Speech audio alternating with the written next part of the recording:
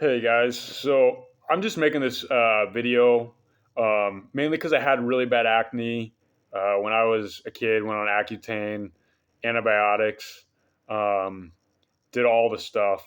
A lot of side effects didn't really help too much, and I had to look for like a lot of ways to fix the acne, and I found better ways than dermatologists. Um, than whatever they're doing. Things that helped me a lot more, and it made a lot more sense to me, like overall health. Um, yeah, so I figured I'd share that and see if it got any traction. Maybe I could dive into it deeper if it's helpful to people. I'm not sure, but I just figured I'd make the video. And I don't care about like a couple of pimples, whatever, not a big deal, or mild acne. Who cares? But like, this is a video directed at people who have like moderate or severe acne. And just to get them down to where they don't need to go to the dermatologist. You can send me that money instead, or do something good with it. Who cares? But like, so I'll give you five things to improve your acne, and I'll give you a better paradigm to look at your acne because dermatologists look at it incorrectly, which is why they have a hard time solving it, or they're just trying to make money off you with treatments. One of the two. So I heard it from like the Tim Ferriss show, but you're just looking at it from an evolutionary paradigm. Like, what? Ask yourself the question: why do I need to treat my acne? And I mean, what do you have to say? But like, a lot of people would say because it's ugly. But why is it ugly? And I think part of it, like maybe it's unattractive to a girl or like whatever, like a sexual selection thing. Like, um, yeah, I guess it could be in your skin's your largest organ. So if you're having a problem with your skin, it could be indicative of like underlying problems. And when you look at research, like it does generally show that. Uh, and I'm just talking about like very severe acne or something like, and I mean, there are other potential ways to view that as well. Maybe acne is transmissible disease. It could be like through skin contact, you could transfer the bacteria. Maybe that's why people would be grossed out by acne. I don't know, kind of like obviously not anywhere near leprosy or something like that, but that's a bacteria that can infect somebody else. Um, but like I just view it from like a sexual selection as like there's some underlying problem in your body and you need to fix that. But a lot of the acne treatments kind of leave you in worse health in a lot of ways. So they don't make much sense to me. So with that being said, like when you look at that with that, like that should improve uh, how you view acne, and especially like at the moderate or severe, nobody cares about a couple mild acne, whatever. But I'll give you five tools, and the first one being UV light, and I can dive into these more in other videos if it catches any traction. But getting like 30 minutes of sunlight every day if you're able to. If not, like a tanning bed is helpful, or maybe red light therapy. They have like red light boxes, um, and UV light's kind of like a disinfectant, so it would affect the skin like bacteria. I think it's good for like collagen synthesis as well, and vitamin D. Humans kind of evolved around the sun, so we're kind of used to it. And like they say in an ancestral lifestyle, people didn't have acne, but they're also outside all the time. So um, that's another thing.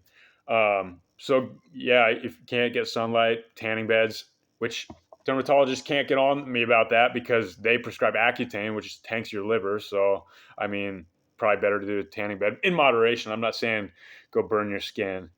So UV light. The second would be modulating your skin microbiome, and there's different ways to do that. Like it's still kind of early, like in exactly learning, but like I think something that's helpful is like swimming in the ocean or like natural bodies of water. You're just kind of getting those like natural bacteria. Not that all bacteria are good, but I'm sure there are other ways to look at that, like probiotic skin creams, or like just getting a better like uh, biome on your skin. Not that all bacteria is good, as I said, but just looking into like potential. I like the natural bodies of water. That's one, but also like not stripping your skin and like constantly using antibacterial products. Sometimes that's like just seems to make things worse, like in the long term. Um, okay, so the third would be the fat composition of your skin, which I mean, your skin's like to a large degree, like I mean, to some degree genetic, but like a lot of it's what you put into it. And I think two big things for me were like looking at omega 3 and omega 6 fats.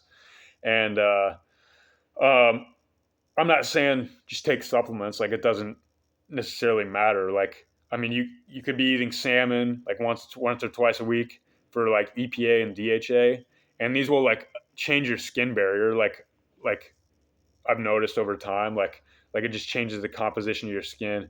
And then there's different people are different. Like acne will look different on different people, but gamma linolenic acid is also an important fatty acid. It's omega 6, but it's in like hemp seeds. So just eating hemp seeds. You could take a supplement as well, but probably better to get food.